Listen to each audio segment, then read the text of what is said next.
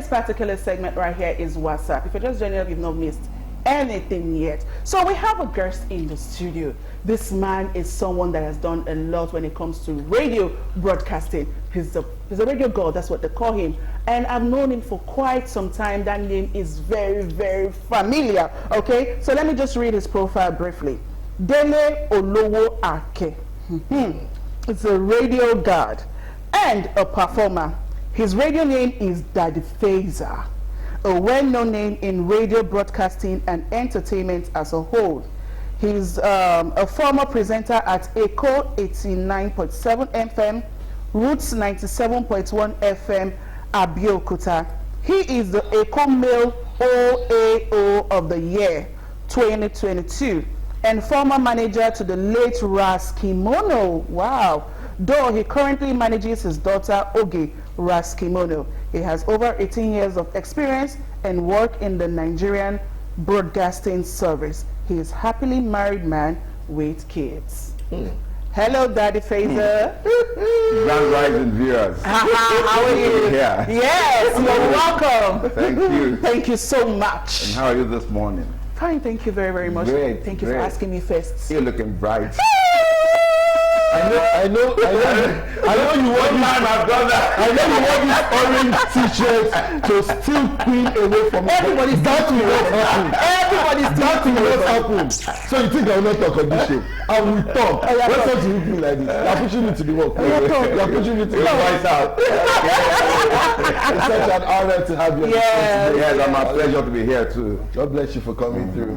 Yes, all right, so I'll start by asking you. It's been a bumpy ride, but at the same time with so much love and success. You were with Roots FM, Abeokuta, of course, and Echo 89.7 FM in Lagos. It shows that you have been in broadcasting for a while, also in music and entertainment. Please, we want to know how and when this journey started. Run us through from the beginning. Your journey into entertainment, your journey into how music. How you started. Yes, and broadcasting as well. Well, I started out DJing way back in secondary school. I attended St. Timothy's College, Onike, Yaba. Wow. You know, of course, remember the days of disco music. You know, that was when we actually started. Right? And of course, we play at friends' parties. You know, then money was not involved. Anyway, we were just doing it for the interests. And then, you know, we went on. We also did a few clubs. Way back, most of the nightclubs were on the mainland. Yaba and Surulere, you know, Club E, Club Chicago, and this place on Akili where T-Mac used to play. I think it's Surulere nightclub, if I still remember. Okay. You know, way back. And then the club later moved on to around, I don't know, Gusoya, De Labu, but now it's on the island. That's where life is. Nightlife is on the island. Yes, so that's where it rocks now. That's where it rocks now. You know, and then later on, I developed interest in reggae music. You know, so by the time I got into the higher institution, I set up a musical group. We were known as Reality Sound.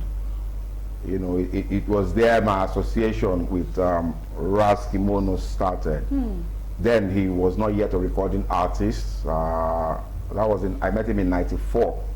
You know, and we became quite close, you know, up till when he released his very first album. You know, we became close ever since. You know, so he was like a brother, so to speak. And I was always going to his house. Then he would come to, I went to Yaba Tech actually. Okay. And then he would come to Yaba Tech. I was a member of the reggae club then. Wow. And they were inviting him to, you know, perform at our shows. And then, you know, the relationship developed from there. And when I left school after my NYSC, you know, I went to the corporate world briefly, but it wasn't what I wanted. You know, after about 3 years, I resigned and left, you know, and ever since I've, you know, been on my own. And then I had the opportunity to join the FM, you know, at the very early stage, from the beginning. I think, if I calculate now, it should be like 25 years. Wow. Yes, I started with Echo FM from inception. I was one of the very first presenters on the station. Then it was a current affairs program that was actually handling a segment on. I was handling the entertainment part of that program.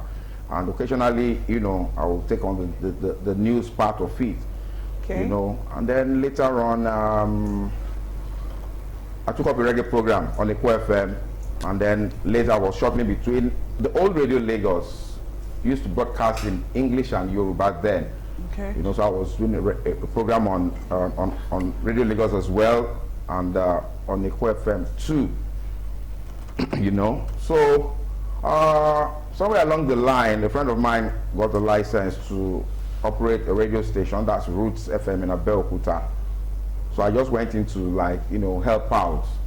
It wasn't that I really worked for them, you know. So I was going from Lagos to Abeokuta to do my program and all of that. But of course, you know, one is getting old, so the strength is no more like when you were younger. Yeah. So I had to relax a bit. I pulled out of Echo FM and Roots FM, and I present on Lagos Traffic Radio. Okay. All right, sir. So now, with your years of professionalism, can you please tell us the characteristics of a very good broadcaster? Let me start by saying, you know, first, the interest must be there. Let me take you back a little. When I was in primary school, way back, you had NBC TV. It wasn't NTA, you know, and there was this program, Children's Hour. Okay. It was anchored by Auntie Julie Coker then, way back. You know, we used to be regular. When I say we, I and my siblings, we used to be regular attendees of the program. Things have changed now. Yeah. The NBC boss will come to our house on Tejo Street to pick us to NBC then for the program. Then after the show, they'll take us back home. That was way, way, way back, you know. And then from Children's Hour, in my teenage years, I graduated to attending, there was this youth program called Youth Scene.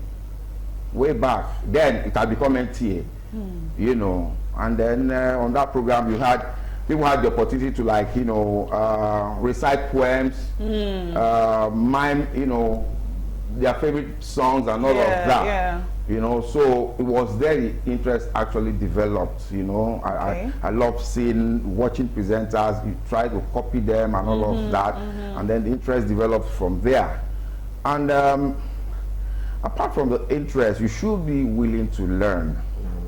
You must be willing to learn. For some of us, you have your role models. Yes. You know, I don't know if it's still like that anymore. You know, way back, you rush home to go and watch the news. Yes. I don't know if people still do that. News. I'm not even talking about programs now or drama. News. You want to watch the news. When it's news time, everywhere goes quiet. Everybody's there watching the news. You see? So from way back, you know, I've always had that interest. And my coming into radio wasn't, it was a passion. I didn't go into broadcasting because of money. I had the passion to do it. Yes. That was why I went into it. You know, maybe that's why I'm not rich. But I'm satisfied, you know. Really, it gives me pleasure. I feel fulfilled. I feel fulfilled, you know, doing broadcasting, and I won't say I've regretted. You know, I've enjoyed every bit of it, and I'm still enjoying it. It's something you can, if you still have the strength when you are 80, 90, it's a job you can still be involved in, you know. So, and I've gone through several trainings, in-house actually, over 15, 20 in-house trainings, both in Radio Lagos, Echo FM, and of course, Traffic Radio. But my background is graphics, art, which I don't practice anymore. Because I find joy in doing what I do. Yeah. And I'm also a reggae DJ on the side. Okay. Now, Kimono was in America up till 1999 or so. I can't remember now. He came back in 2010. Yes, he came back to Nigeria in 2010, and then he of course I used to call him. You know, we're talking, and he said, "Look, Faizer, I'm coming back to Nigeria." So what are you coming to do? I'm tired of America. I want to come back to Nigeria. You know, this place is not for me. I said, okay, no problem. But you are a big name. You can't just come in like that unannounced. You know, so we kept communicating, and I planned a reception for him at the airport when he came in, and he said, "Look, Faizer, we're going to work together. You're going to manage me." You know, that was an entirely different experience for me. Exactly. You know, so you're going to manage me. I've never managed an artist before he offered me that position, you know, and I took it on. It was easy because we were friends, and even though he had that large image, he was always willing to learn, you know, and he was open to corrections, and that's why anywhere he went, people love him, you know. Anywhere Ras Kimono steps in, people love him. But sadly, he passed away. I was within 2 days before he passed. The day before he passed, actually, at the hospital, and of course there was no sign that he was going to leave us. It was really sad. And when he died, the band members were like, "It is finished, we're leaving." I said, "No, don't leave. I mean, let's keep his legacy alive." He has a daughter who sings, you know. Okay. Luckily, Oge had been involved in music. She was in Germany, but later came in when her father came back from America. She was living in Germany before then, so she came back, and she's been doing music as well. She was doing backup for a very popular artist in Germany, so she came back. So it wasn't too difficult for her to like work with a group, you know. So she just started her solo career, and we've been together ever since. Though she's married now with her own family, and she's based in Abuja. It's sometimes you have this what do you call it? Sometimes there are issues because of where she's based. I'm in Lagos. The band is in Lagos.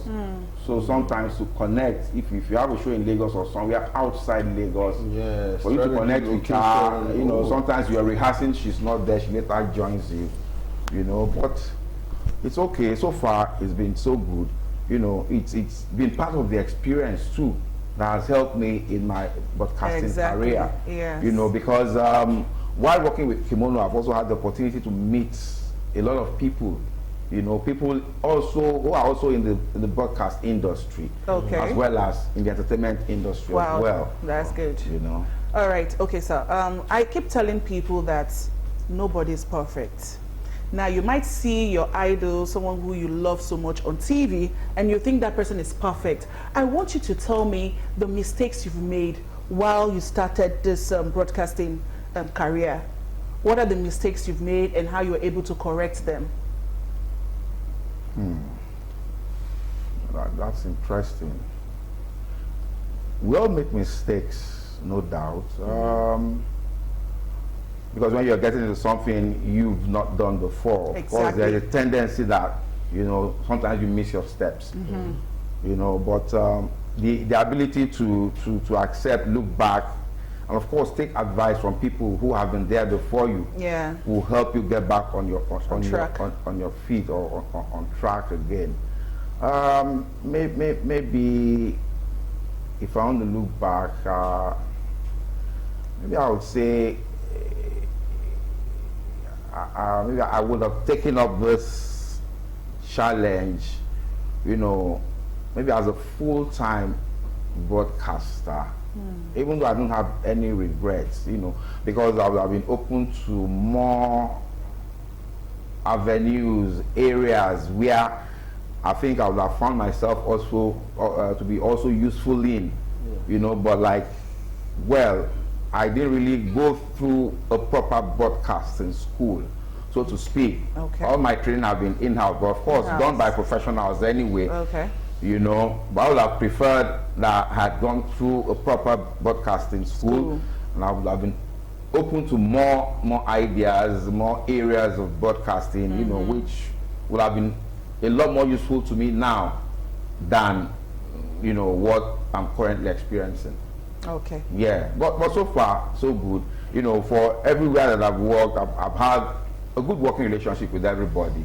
You know, and I'm open to corrections. Okay. Not necessarily from people who are even older than me. Yeah. Most of my friends are younger than me. Most of my friends are younger than I move around with very young friends. You know, That's good. they learn from me and I learn from them. Yeah. That's why they keep saying, "Man, you're very daruboni." I was 60 in April. Wow. Yeah. Wow. 60. 60. Yeah. Orally, oh yeah, ask your question. I have another question. Ask him first. All right, we don't have time on our hands. I'm just going to ask you this very short question. Reggae in Nigeria is something that I know I do love. I love reggae a lot. But if you've noticed, it's been on the decline recently. Is there anything that can be done, or are there plans to make sure that we bring reggae back to where it was before and put them right back on the map as well? Because Afrobeat is taking over the nation, it's taking over the world as it is. We even have a category in the Grammy Awards for reggae, Afrobeat rather. So reggae, what do you think? I like this question, and I'm happy I'll be able to address it here. I have a lot of friends that are into reggae music, and each time they say they want to bring back reggae, it's wrong. When you say you want to bring back reggae, it's like you've already admitted reggae is dead. Before reggae, we've had different music genres over time that have come and gone. Yeah. So music evolves. Before reggae, there was ska. Ska metamorphosed into rocksteady, and then rocksteady became reggae music, right? We're talking about Afrobeat now. Oh, it was hip hop, Afro hip hop before. It's Afrobeat now. Why aren't people talking about Afro hip hop? Afro hip hop is dead. Oh, it's time for Afrobeat now. So it's music, it evolves. You know, Afrobeat will also reign and enjoy its own time. Yeah. And who knows, some other music will come up. So I don't share that. So I don't belong to that school of thought that says reggae is dead. Reggae. Before reggae, of course, other music forms have been there. You get it? Yeah. I mean, juju. How many juju artists do we hear about these days? Agidigbo. It was the in thing on the island before. Okay. It's no more there. So, but for people who love reggae, they still stick to it. I listen to reggae 247, but that does, I can present any musical program. Okay. Because I have a huge library. But people always make that mistake. Reggae, Baba, I always listen to reggae. Is it only reggae? Okay. I can even present a Fuji program. Trust me. Yes, All I know right. that. Okay. Thank you very much, Daddy Faizer. My It was nice pleasure. having you here. Okay.